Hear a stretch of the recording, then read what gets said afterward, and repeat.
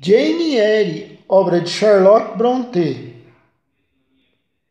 Em que você vai poder ajudá-la, Jane? Bobagem! Eu nunca pensaria em correr 150 quilômetros para visitar uma senhora idosa que talvez já esteja morta quando você lá chegar. Além do mais, você disse que ela mandou embora. Essa senhora não gosta de você, Jane. Sim, senhor, mas isso já faz muito tempo e quanto sua situação era muito diferente, não seria fácil para mim desconsiderar seu pedido agora. Quanto tempo vai ficar fora, Jim? O mínimo possível, senhor. Prometa-me que só vai ficar uma semana. É melhor eu não dar a minha palavra, senhor. Talvez seja obrigada a faltar com ela, a me demorar mais, talvez. Mas seja como for, você vai voltar. Não hão de convencê-la, sob pretexto algum, a ir morar definitivamente com ela? Ah, não. Certamente hei de voltar, se tudo correr bem. E quem vai com você, Jane? Não tem como viajar 150 quilômetros sozinha. Não, senhor. Ela mandou o cocheiro. Gente de confiança? Sim, senhor. Faz 10 anos que está com a família. O senhor Rochester refletiu um pouco. Quando deseja partir, Jane? Amanhã de manhã cedo, senhor. Bem, deve levar algum dinheiro. Não pode viajar sem dinheiro. E suponho que não tenha muito. Ainda não lhe paguei seu salário, Jane. Quando você possui no mundo, Jane? Quanto você tem em dinheiro? Perguntou ele sorrindo.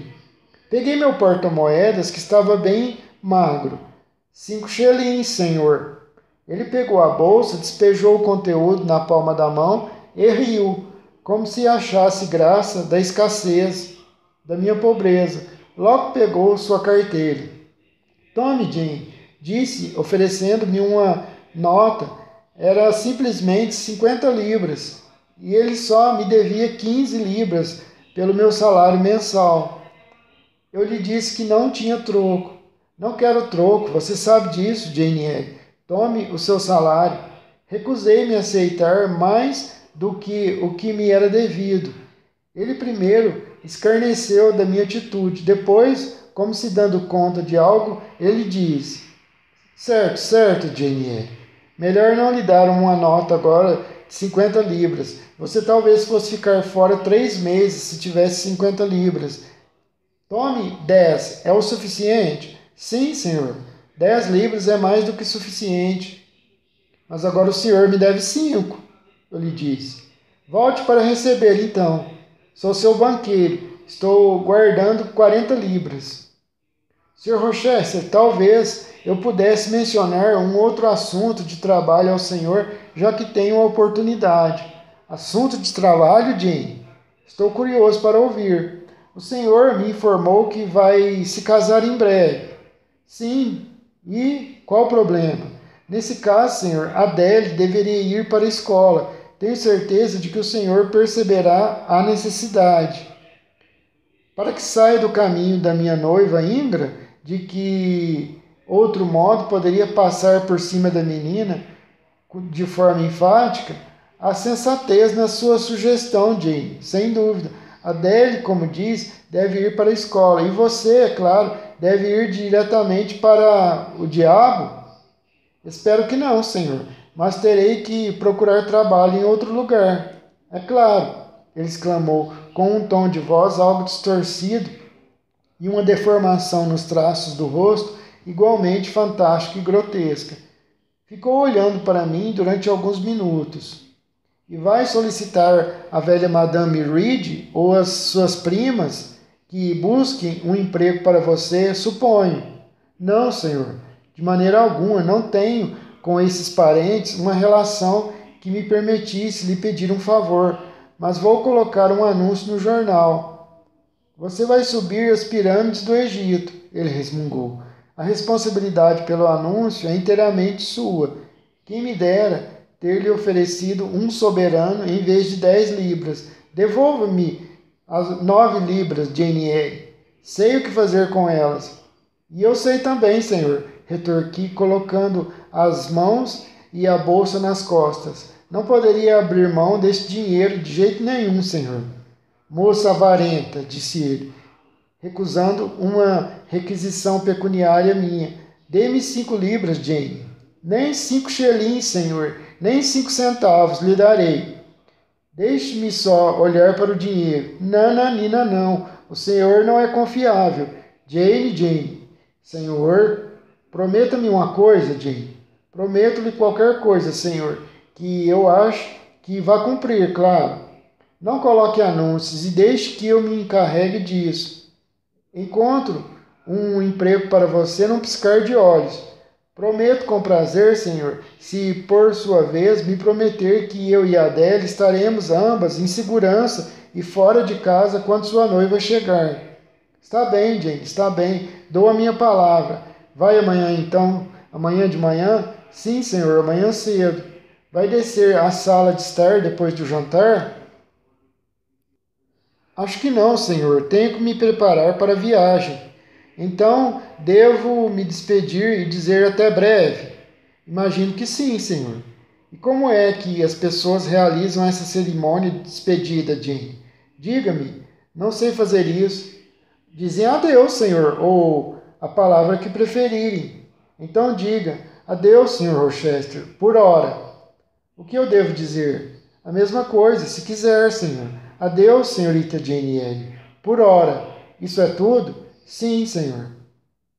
Parece acanhado, na minha opinião, e seco e pouco amistoso. Gostaria de algo mais, um pequeno acréscimo ao ritual, se apertarmos as mãos, por exemplo. Mas não, isso também não é suficiente. Então, você não fará nada além de dizer adeus, Jane? Isso basta, Senhor. Uma palavra sincera pode transmitir tanto afeto quanto muitas. Provavelmente, mas é inexpressivo e frio a Deus. Quanto tempo ele vai ficar parado ali, apoiado na porta? Eu me perguntei. Queria começar a arrumar minhas coisas. Tocou a sineta do almoço e de repente ele saiu apressado, sem mais uma palavra. Não voltei a vê-lo durante o dia e fui embora antes que se levantasse pela manhã. Cheguei ao Chale, na entrada de Gasterweed, por volta das 5 da tarde do primeiro dia de maio. Parei ali antes de ir até a mansão. Estava muito limpo e arrumado. As janelas ornamentais decoradas com cortinas brancas e o piso imaculado. A grade da lareira e os atiçadores brilhavam, bem polidos, e o fogo crepitava.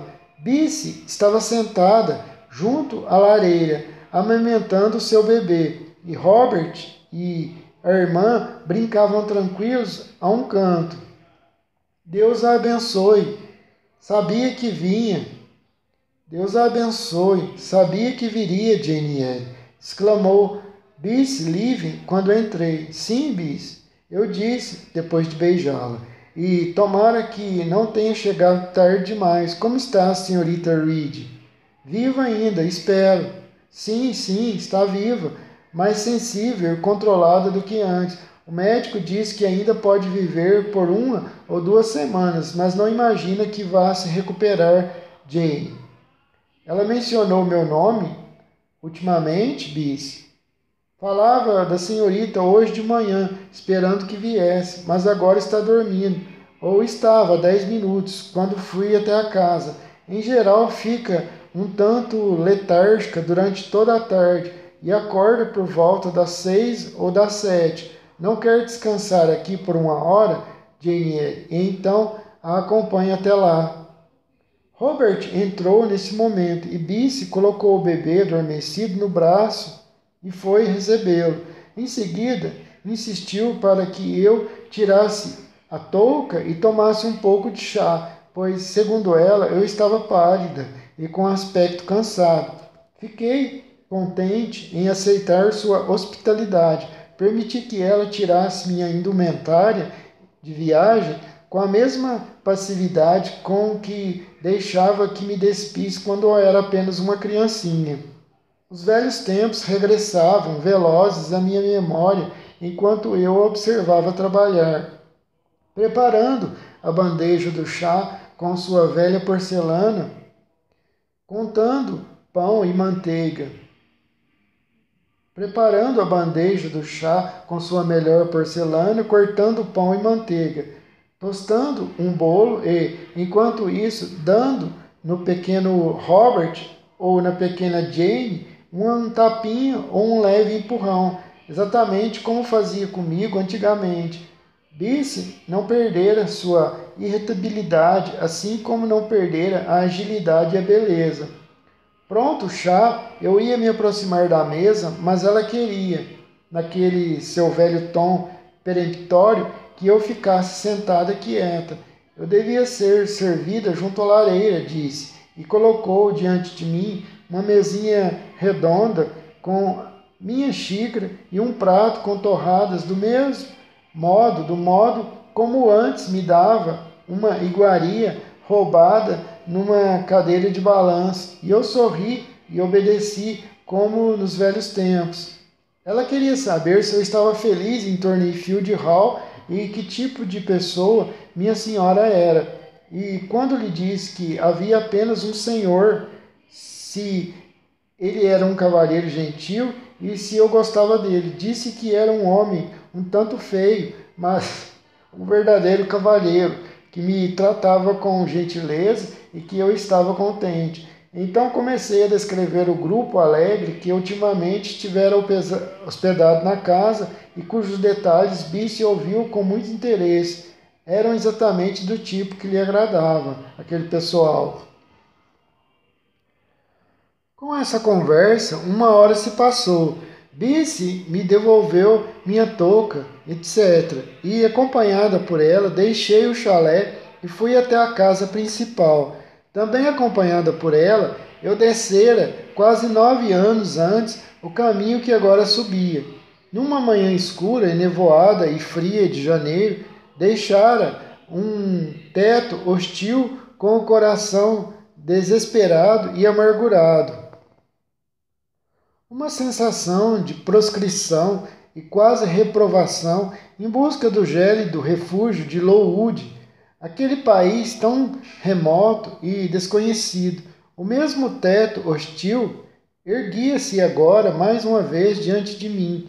Meus horizontes ainda eram incertos e eu ainda tinha um coração dolorido. Continuava me sentindo uma errante na face da terra, mas tinha uma confiança mais firme em mim mesma e em minha força, e era menos intimidante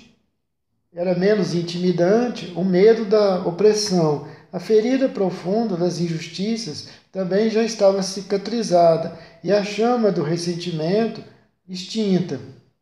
Vá primeiro à sala do café da manhã, disse Bice, avançando à minha frente, no vestíbulo. As senhoritas estarão lá, suas duas primas.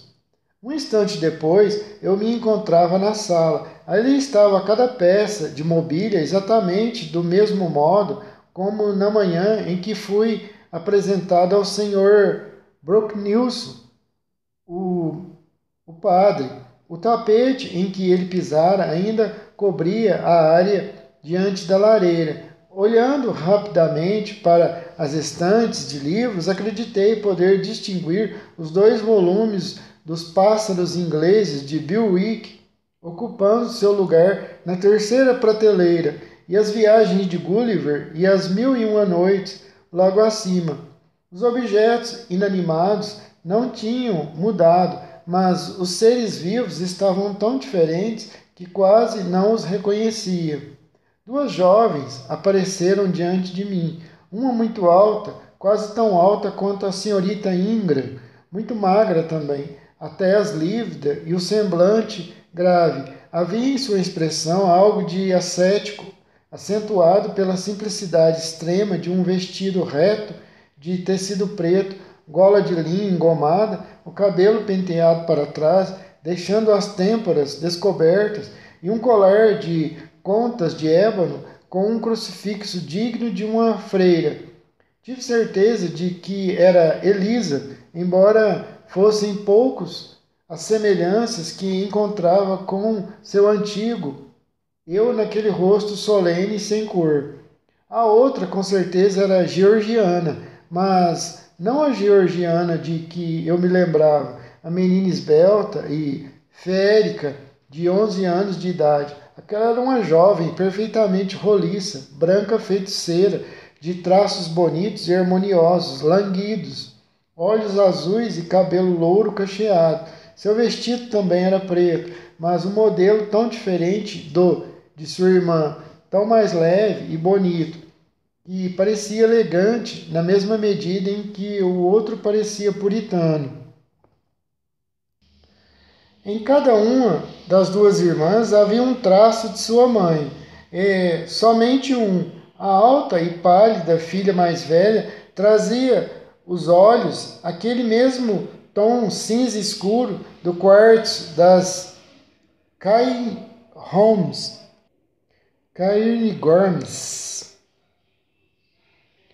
A mais nova, viçosa e exuberante, tinha o mesmo contorno do queixo, talvez um pouco suavizado, mas ainda conferindo uma dureza indescritível ao semblante, de resto tão voluptuoso e redondo.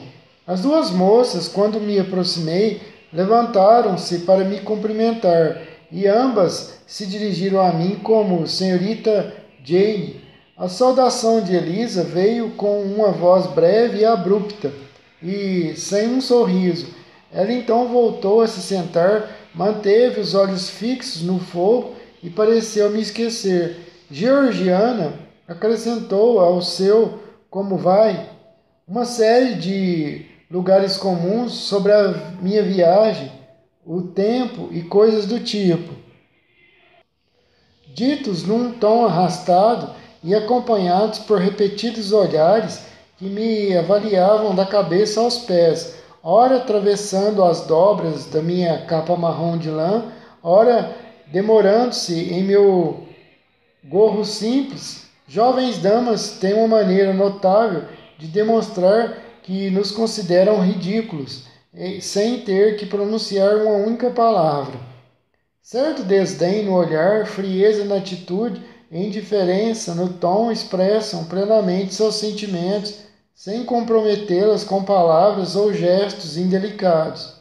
Mas um sorriso de escárnio, aberto ou não, já não exercia sobre mim o poder de antigamente. Sentada entre minhas primas, surpreendeu-me notar como me sentia confortável ante a total desatenção de uma e as cortesias semi-sarcásticas da outra. Elisa não me humilhava e Georgiana não me irritava. O fato era que eu tinha outras coisas em que pensar. Nos últimos meses haviam se agitado em mim sentimentos tão mais fortes do que os que elas tinham condições de despertar. Dores e prazeres tão mais intensos e deliciosos do que estava em meu poder infligir ou proporcionar, que sua atitude não me dizia nada, nem um sentido passivo, nem negativo, positivo, nem negativo. Como está a senhorita Reed? Logo perguntei, olhando com calma para Georgiana, que reagiu com surpresa à pergunta direta, como se fosse uma liberdade inesperada. A senhorita Reed? Ah, a mamãe, você quer dizer, está muito doente. Não acredito que possa vê-la esta noite. Se tiver como subir e lhe dizer que estou aqui, falei, eu ficaria muito grata. Georgiana quase teve um sobressalto e arregalou os ferozes olhos azuis. Sei que ela tem um desejo particular em me ver, acrescentei, e eu não gostaria de adiar a satisfação dessa vontade mais do que absolutamente necessário. A mamãe não gosta de ser perturbada à noite, observou Elisa. Logo me levantei, tirei a touca e as luvas, sem que me convidassem a fazê-lo, e disse que ia falar com Bice, que estava, eu supunha, na cozinha, e lhe pedir que verificasse se a senhorita Reed estava disposta ou não a me receber naquela noite. Assim fiz, e depois de encontrar Bice e enviá-la em sua missão, resolvi tomar outras atitudes. Até então, fora meu hábito recuar diante da arrogância. Ao ser recebida como estava sendo naquele dia, eu teria, um ano antes, decidido deixar Gaster Reed na manhã seguinte. Agora de imediato percebi que seria uma grande bobagem. Fizeram uma viagem de 160 quilômetros para ver minha tia e deveria ficar com ela até que se sentisse melhor ou morresse. Quanto ao orgulho e à tolice de suas filhas, deveria colocá-los de lado, desligar-me de ambos. Então me dirigi à governanta, pedi-lhe que me indicasse um quarto, disse-lhe que provavelmente ficaria na casa por uma semana ou duas, mandei que levassem meu baú e em seguida me encaminhei para meu aposento. Encontrei Bice no alto da escada. A madame está acordada, disse ela. Contei-lhe que a senhorita está aqui. Vamos ver se vai reconhecê-la. Eu não precisava que me guiassem ao quarto tão conhecido, ao qual fora chamada tantas vezes para ser castigada ou repreendida em tempos antigos. Segui à frente de Bice e abri a porta devagar. Havia um lampião na mesa, pois já escurecia. Ali estavam a imensa cama, com dossel, cor de ambar, a penteadeira, a poltrona e o banquinho para os pés, diante dos quais eu fora uma centena de vezes sentenciada a me ajoelhar e pedir perdão por ofensas que eu nunca cometia. Olhei para um canto próximo, esperando ver o contorno magro de uma outrora temida chibata que costumava ficar ali à espreita, aguardando o momento de saltar como um diabinho e açoitar a palma trêmula das minhas mãos ou meu pescoço encolhido. Aproximei-me da cama, abri o cortinado e me inclinei sobre os travesseiros empilhados. Lembrava-me bem do rosto da senhorita Reed e busquei ansiosa a imagem familiar. É uma dádiva o fato de que o tempo dê cabo dos desejos de vingança e calhe os impulsos de raiva e da aversão em nosso coração. Eu deixara aquela mulher em meio à amargura e ao rancor, e voltava ali agora com uma emoção que era tão só uma espécie de piedade por seus grandes sofrimentos e um forte desejo de esquecer todas as ofensas que recebi dela, de me reconciliar e dar as mãos em amizade. O rosto conhecido estava ali, austero e implacável, como sempre. Lá estavam aqueles olhos peculiares que nada conseguia derreter e as sobrancelhas, algo erguidas, imperiosas, despóticas. E quantas vezes aquelas sobrancelhas franzidas me transmitiram ameaças e ódio, e como a lembrança dos terrores e mágoas da juventude eram revividas enquanto eu fitava agora seus traços severos. No entanto, eu me abaixei e beijei-a. Ela olhou para mim. É Jane Egg? Disse. Sim, tia Reed. Como está, querida tia? Sou eu, sim. Jane? Sim, tia, sou eu. Eu jurara outrora que nunca mais voltaria a chamá-la de tia. Agora não achava que seria um pecado quebrar o voto. Meus dedos tinham se fechado em torno dos seus, que estavam descobertos pelo lençol. Se ela tivesse apertado a minha com gentileza, eu teria nesse momento experimentado um prazer verdadeiro. Mas naturezas pouco emotivas não se deixam amaciar fácil assim, nem antipatias naturais são tão prontamente erradicadas. A senhorita Reed tirou a mão e, virando o rosto na outra direção, comentou que a noite estava quente. Mais uma vez me fitou com tanta frieza que senti de imediato que suas opiniões sobre mim, seus sentimentos por mim, estavam inalteradas e eram inalteráveis. Soube por seu olhar de pedra, opaco a qualquer ternura, insolúvel pelas lágrimas, que ela estava determinada a me considerar uma pessoa má até o fim, uma criatura desprezível, porque me estimar não ia lhe trazer nenhum imenso prazer, somente humilhação. Senti dor e então senti ira.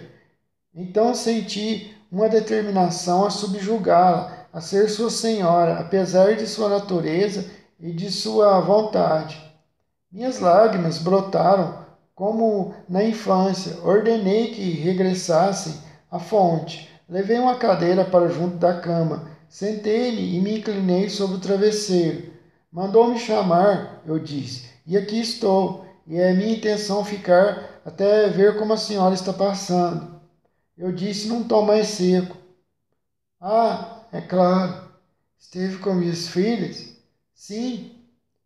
Bem, pode dizer a elas que quero que fique até que eu consiga falar com você sobre certas coisas que estão na minha mente. Hoje já está tarde e tenho dificuldade de me lembrar, mas há algo que eu gostaria de dizer. Deixe-me ver. O olhar perdido e a fala alterada revelavam o estrago que havia sido feito em seu corpo, outrora tão vigoroso. Virando-se inquieta, ela jogou as cobertas para o lado. Meu cotovelo, que se apoiava num canto da colcha, prendeu-a. Ela ficou imediatamente irritada. Sente-se, disse ela. Não me aborreça prendendo as cobertas. Você é Daniele? Sou, tia, já disse. Essa garota me deu mais trabalho do que as pessoas haveriam de acreditar. Que fardo deixaram em minhas mãos e tanto aborrecimento ela me deu, a cada hora do dia, com sua disposição incompreensível, seus súbitos ataques de nervos e sua vigilância contínua e anormal dos movimentos das pessoas. Afirmo que, certa vez, ela falou comigo como se estivesse louca ou possuída. Nenhuma criança jamais falou daquele jeito ou com aquele aspecto mau. Fiquei feliz ao mandá-la embora. O que fizeram com ela em Lowood? Houve um surto de febre lá e muitas das alunas morreram. Ela, porém, não morreu, mas eu disse que tinha morrido. Gostaria que tivesse. Um estranho desejo, senhorita Reed. Por que me odeia tanto? Lhe perguntei. Sempre antipatizei com sua mãe, que era a única irmã do meu marido e uma grande favorita dele. Ele gostava demais da irmã e ele se opôs quando a família a renegou por ter feito um casamento abaixo do seu nível. E quando recebemos a notícia da sua morte, ele chorou como um tolo. Queria buscar o bebê, embora eu lhe implorasse que encontrasse um lugar onde pudessem cuidar dele e pagasse por esses cuidados. Odiei a menina desde a primeira vez que botei os olhos nela. Uma coisinha enfermiça e fraca, sempre choramingando. Ficava no berço reclamando a noite inteira. Não um choro forte como o das outras crianças. Eram soluços e gemidos. Reed tinha pena dela, pegava-a no colo e a tratava como se fosse sua filha, melhor até do que tratava seus próprios filhos na mesma idade. Tentava fazer com que eles simpatizassem com aquela pequena mendiga, mas os meus amados não podiam tolerá-la e ele ficava zangado quando demonstravam sua antipatia para a criança. Você, Jane. Ao curso de sua doença final, mandava que a levassem a toda hora ao seu leito, e uma hora antes de morrer me fez jurar que ficaria com a criatura. Eu teria preferido cuidar de uma criança pobre saída de uma casa de correção, mas ele era fraco, fraco por natureza. John não se parece com o pai, o que me alegra. John é como eu e os meus irmãos, um verdadeiro Gibson. Gostaria que ele parasse de atormentar com essas cartas pedindo dinheiro. Não tenho mais para lhe dar. Estamos ficando pobres. Tenho que mandar embora metade dos criados e fechar parte da casa ou deixá-la. Não posso me submeter a isso, mas como vamos sobreviver? 2/3 da minha renda vão para pagar juros de hipotecas. John Reed é terrivelmente afeito ao jogo e sempre perde, pobrezinho. É assediado por trapaceiros, está abatido e degradado. Está doente, sua aparência é assustadora. Sinto vergonha por ele quando o vejo. Ela estava ficando agitada demais. Falava no filho morto como ainda se ele estivesse vivo. Acho melhor eu ir por hora, disse a Bice, que estava de pé do outro lado da cama. Talvez seja, senhora, mas ela fala assim com frequência, quando a noite se aproxima. Pela manhã fica mais calma e melhor. Levantei-me. Pare, garota, exclamou a senhorita Reed. Há mais uma coisa que eu gostaria de fazer e falar. Ele me ameaça. Ele me ameaça constantemente com sua própria morte ou a minha. Às vezes, sonho que o vejo com uma ferida ou com o rosto inchado e enegrecido. Cheguei a uma estranha encruzilhada. Estou enfrentando muitos problemas. O que devo fazer? Como obter dinheiro? Bice agora tentava persuadi-la a tomar um sedativo. Conseguiu a muito custo. Logo em seguida, a senhorita Reed ficou mais calma e começou a cochilar de leve. Deixei-a, mas mais de 10 dias se passaram antes que voltássemos a conversar. Aquela primeira conversa não fora nada boa. Ela ainda me detestava, mas se me odiava tanto como antes, ou talvez até mais, por que mandara me chamar? Ela continuava ou delirante ou letárgica, e o médico lhe proibiu tudo que pudesse excitá-la e lhe causar sofrimento. Enquanto isso, convivi como podia com Georgiana e Elisa, minhas duas primas. Estavam de fato muito frias no início. Elisa ficava sentada durante metade do dia costurando, lendo ou escrevendo e mal dirigia uma única palavra a mim ou à irmã. Georgiana conversava tolices com seu cenário a toda hora. Georgiana conversava tolices com seu canário a toda hora e nem notava que eu existia. Mas eu estava determinado a não parecer carente de atividades ou diversão. Tinha levado comigo meu material de desenho que me servia como ambos. Munida de um estojo com lápis e algumas folhas de papel, eu costumava me sentar afastada delas, perto da janela, e me ocupar no desenho de esboços imaginários, representando qualquer cenário que por acaso se formasse momentaneamente no calendoscópio sempre mutável da fantasia. Uma vista do mar entre duas pedras, a lua nascente, um navio atravessando seu disco, um grupo de juncos e íris e a cabeça de uma naiade coroada com flores de lótus, projetando-se entre eles um elfo sentado no ninho de um pardal sobre uma guirlanda de flores de espinheiro. Certa manhã comecei a desenhar um rosto. Que tipo de rosto seria? Eu não tinha necessidade de saber. Peguei um lápis preto, macio, preparei-o com uma ponta mais grossa e pus-me a desenhar. Logo tinha traçado no papel uma testa ampla e proeminente e um rosto quadrado. O contorno me deu prazer, meus dedos começaram a conferir traços. Sobrancelhas horizontais e bem marcadas deviam ser traçadas naquela testa. Seguia-se naturalmente um nariz bem definido, reto e com amplas narinas. Em seguida, uma boca de aspecto flexível que não fosse estreita e um queixo firme, com uma fenda determinada no meio. Claro, um bigode preto era necessário e cabelo escuro, com mais volume junto às têmporas e em ondas acima da testa.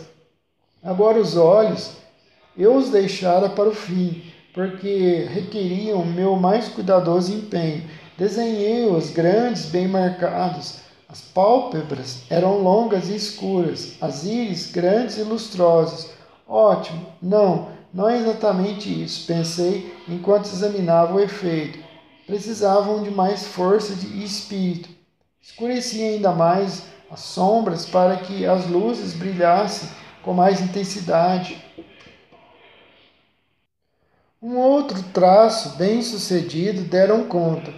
Pronto, eu tinha o rosto de um amigo diante de mim, e que importava que aquelas jovens me dessem as costas. Olhei para ele, sorri diante da semelhança, sentia-me absorta e contente.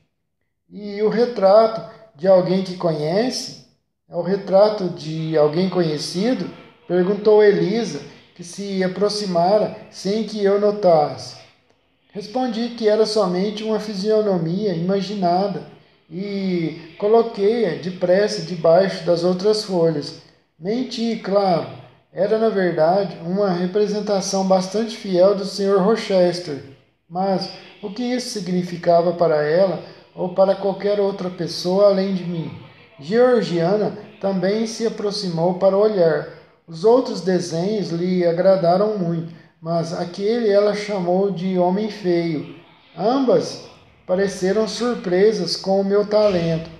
Ofereci-me para fazer seus retratos e ambas posaram para um esboço a lápis, uma de cada vez. Então, Georgiana pegou seu álbum, prometi contribuir com uma aquarela, o que a colocou imediatamente de bom humor. Ela propôs caminharmos no jardim. Não fazia 2 horas que tínhamos saído e já estávamos tendo conversas confidenciais. Ela me brindara com uma descrição do brilhante inverno que passara em Londres 2 temporadas atrás, da admiração que despertara, da atenção que recebera. Tive até algumas pistas sobre uma conquista que fizera um cavalheiro com título de nobreza. Ao longo daquela tarde e noite, as pistas se encorparam. Várias conversas corteses foram relatadas e cenas sentimentais representadas. Em poucas palavras, um volume de um romance da vida em sociedade foi improvisado para mim naquela ocasião. As comunicações se renovavam dia após dia, sempre se davam em torno do mesmo tema. Ela, seus amores e suas aflições. Estranho que nem uma única vez ela se referisse à doença da mãe, à morte do irmão John ou às atuais perspectivas sombrias de uma possível pobreza para a família. Sua mente parecia inteiramente absorvida, ocupada com reminiscências de alegrias passadas e aspirações a diversões futuras. Ela passava cerca de 5 minutos diários no quarto da enferma. Ela passava cerca de 5 minutos diários no quarto de enferma de sua mãe, não mais do que isso. Elisa ainda falava pouco. Evidentemente não tinha tempo para falar. Evidentemente não tinha tempo para falar. Nunca vi uma pessoa mais ocupada do que ela parecia estar. Ainda assim, era difícil dizer o que fazia, ou antes descobrir os resultados de sua diligência. Tinha um despertador para acordá-la cedo. Não sei com que se ocupava antes do desjejum, mas depois da refeição era dividir seu tempo em porções iguais e cada momento tinha uma tarefa específica. 3 vezes por dia ela estudava um pequeno volume que descobri ao examiná-lo ser um livro de orações. Perguntei-lhe certa vez qual era a parte mais interessante daquela obra e ela disse: as rúbricas. 3 horas dedicava a decorar o fio dourado à beirada de um tecido quebrado, à beirada de um tecido quadrado carmesim, quase grande o suficiente para ser um tapete. Respondendo às minhas perguntas sobre o uso daquele objeto, ela me informou que era a cobertura para o altar de uma nova igreja recém-construída perto de Gasterweed. 2 horas ela devotava ao seu diário, 2 ao trabalho solitário na horta e uma à sua contabilidade. Parecia não querer companhia nem conversa com ninguém, nem mesmo com a irmã. Acredito que estivesse feliz ao seu modo. A rotina lhe bastava e nada incomodava mais do que a ocorrência de algum incidente que a forçasse a alterar aquela escrupulosa regularidade. Contou-me certa manhã, quando estava mais disposta a ser comunicativa do que o usual, que a conduta de John Reed e a ameaça de arruinar a família haviam sido para ela fonte de profunda aflição, mas agora, disse-me, sossegara sua mente e tomara uma decisão. Tivera o cuidado de proteger sua própria fortuna e, quando sua mãe morresse, e era bastante improvável, observou com tranquilidade que ela fosse se recuperar ou durar muito tempo, iria executar um projeto havia tempos acalentado, buscar um retiro onde os hábitos pontuais fossem permanentemente protegidos de qualquer distúrbio e colocar barreiras seguras entre ela e um mundo frívolo. Perguntei se Georgiana iria acompanhá-la. Claro que não. Georgiana e ela nada tinham em comum. Nunca haviam tido. Ela não carregaria o fardo de sua companhia em nenhuma circunstância. Georgiana devia seguir seu próprio rumo e Elisa o dela. Georgiana, quando não estava abrindo o coração para mim, passava a maior parte do tempo deitada no sofá, lamentando o tédio da casa e expressando repetidas vezes o desejo de sua tia Gibson lhe mandasse um convite para ir à cidade. Seria tão melhor, dizia, se eu pudesse sair do caminho por um mês ou dois, até tudo estar terminado. Não lhe perguntei o que queria dizer com tudo estar terminado, mas imagino que se referisse ao esperado falecimento da mãe e ao triste seguimento dos ritos funerários. Elisa não costumava notar a indolência e as queixas da irmã, como se aquele objeto murmurante, preguiçoso, não estivesse ali diante dela. Um dia, porém, enquanto punha de lado seu livro e de contabilidade e desdobrava o bordado, de repente confrontou-a. Georgiana, certamente, nunca um animal mais vaidoso e absurdo que você teve permissão de estocar a terra. Não tinha o direito de nascer, pois não faz nada na vida. Em vez de viver para si, em si, consigo, como um ser razoável deveria, só o que busca é atar sua fraqueza à força de uma outra pessoa. Se não consegue encontrar ninguém disposto a carregar o peso dessa coisa gorda, fraca, mole e inútil, você reclama que está sendo maltratada, negligenciada, que está infeliz, pois a existência para você deve ser um cenário de constante mudança e excitação.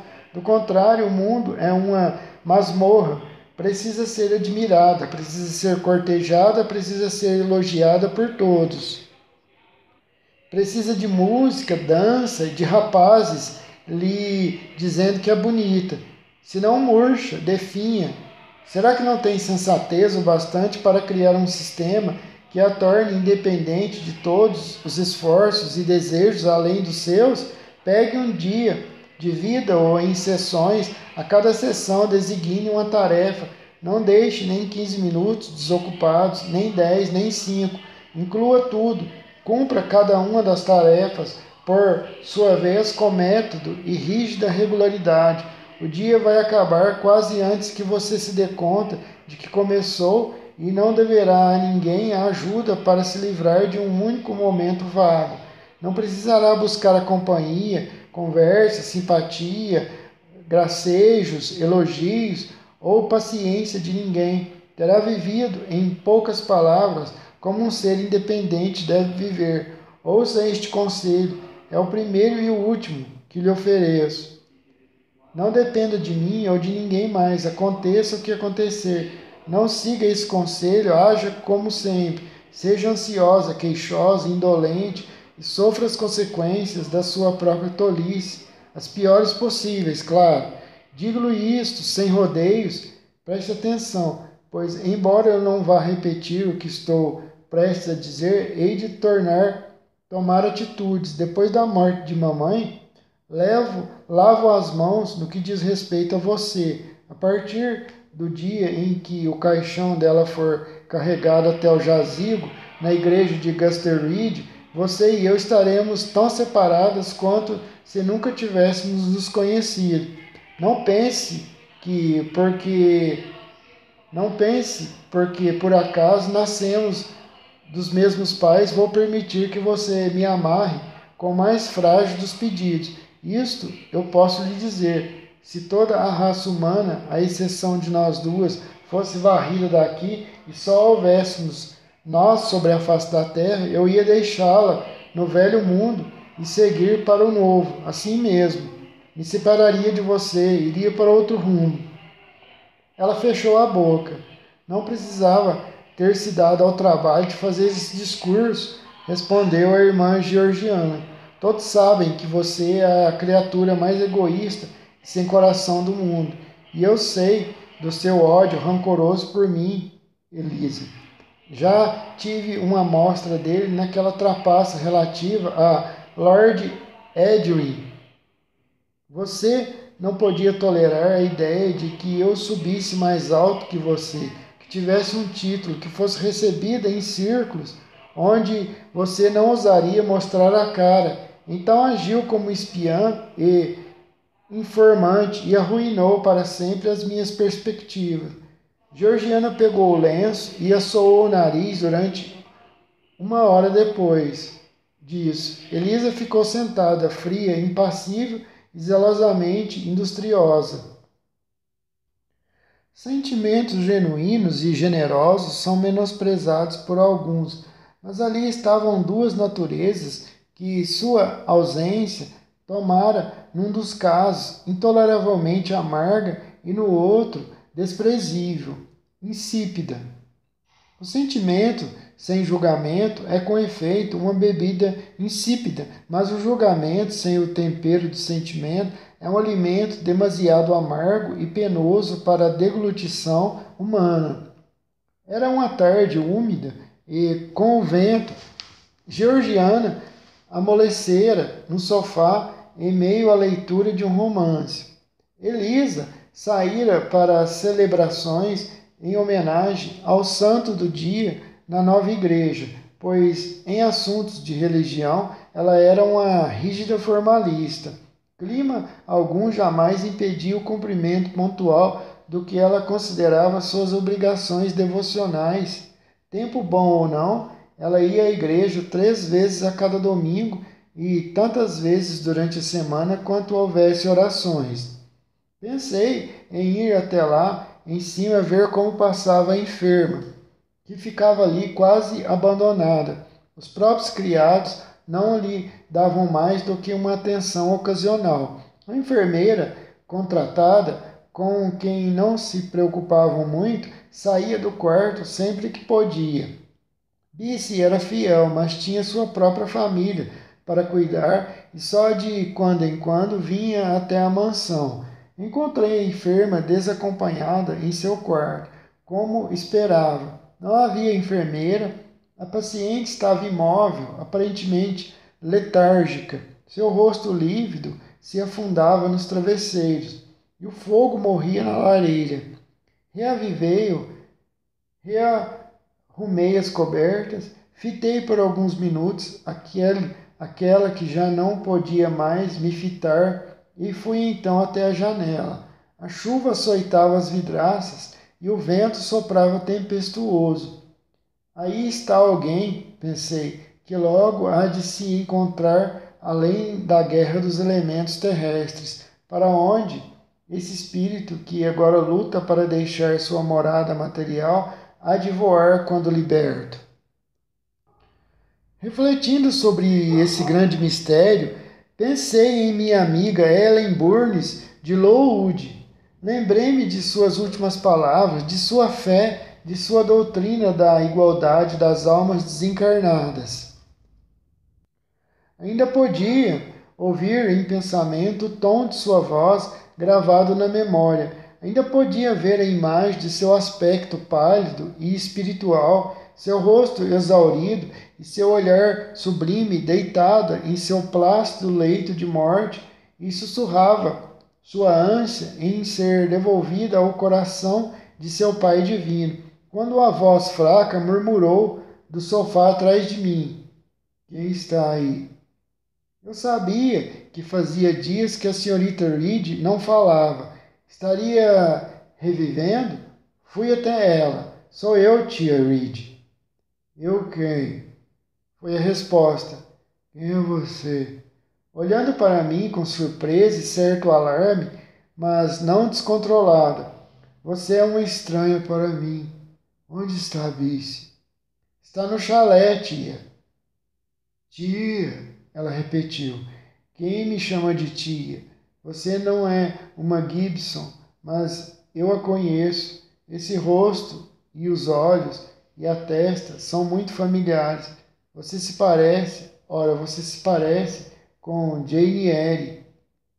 Eu não disse nada. Tinha medo de lhe causar algum choque ao revelar minha identidade. Mas temo, disse ela, que esteja enganada. Meus pensamentos me iludem. Eu gostaria de ver Jane Eyre e imagino semelhança onde não há nenhuma.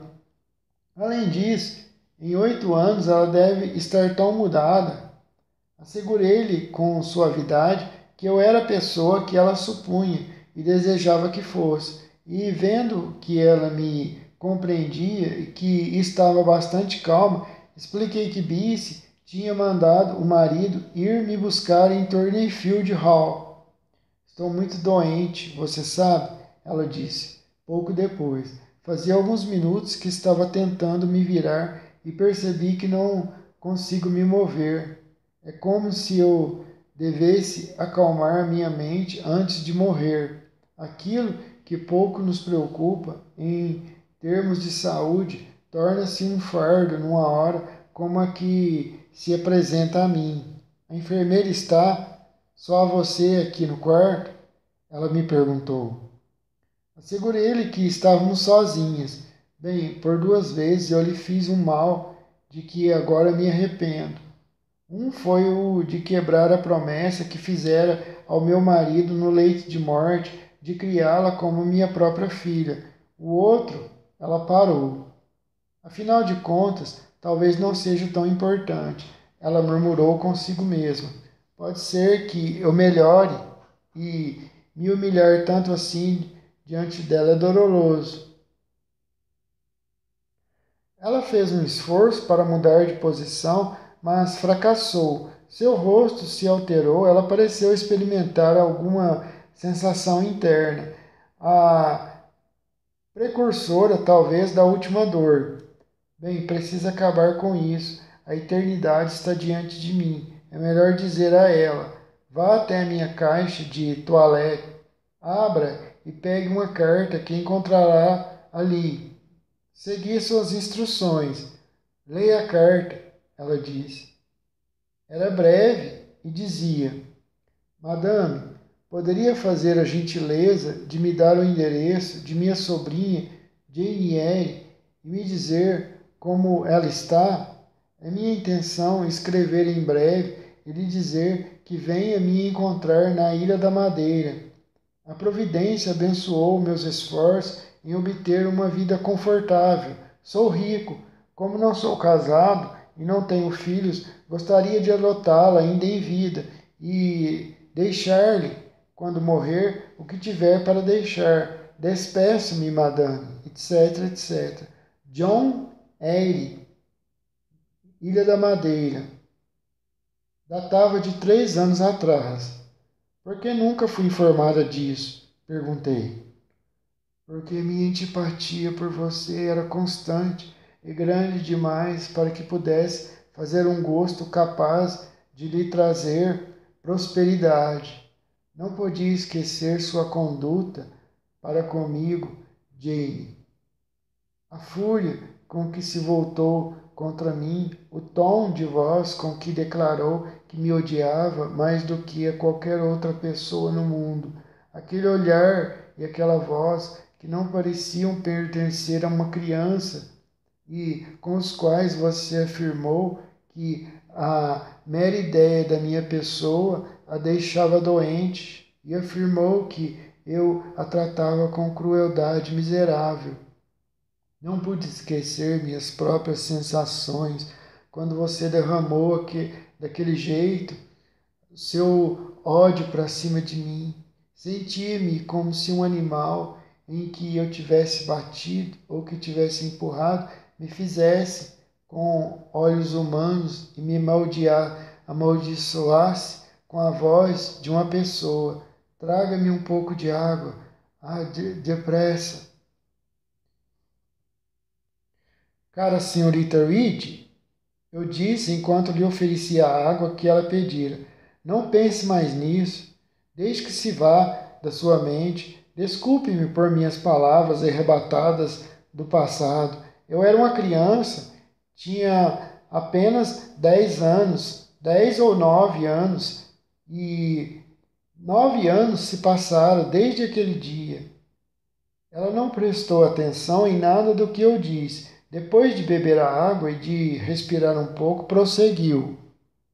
Confesso que não pude esquecer nada disso e me vinguei, pois não podia tolerar a ideia de que você fosse adotado por seu tio e passasse a viver com sossego e muito conforto.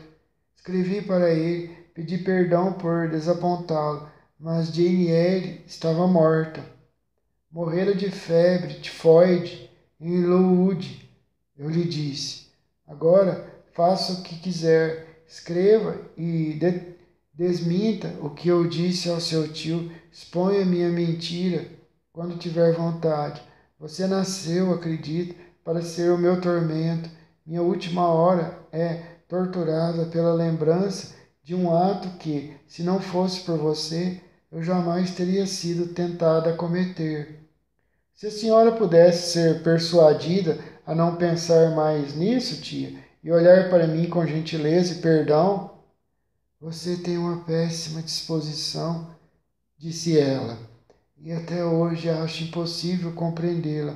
Como pôde, durante 9 anos, ser paciente e tranquila diante de qualquer tratamento e no 10º ano explodir, inflamada e violenta?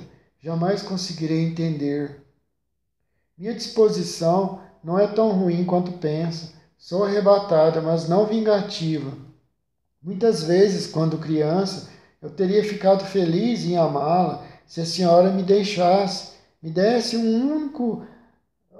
tivesse um único ato de carinho para comigo, um olhar apenas de carinho. Aqui, tia, sempre fui maltratada, apanhava de seu filho, John, constantemente, praticamente todos os dias, apanhava da senhora, mas não estou reclamando, deixe isso tudo no passado, eu lhe perdoo e peço que a senhora me perdoe também. Desejo sinceramente reconciliar-me com a senhora agora. Beije-me, tia.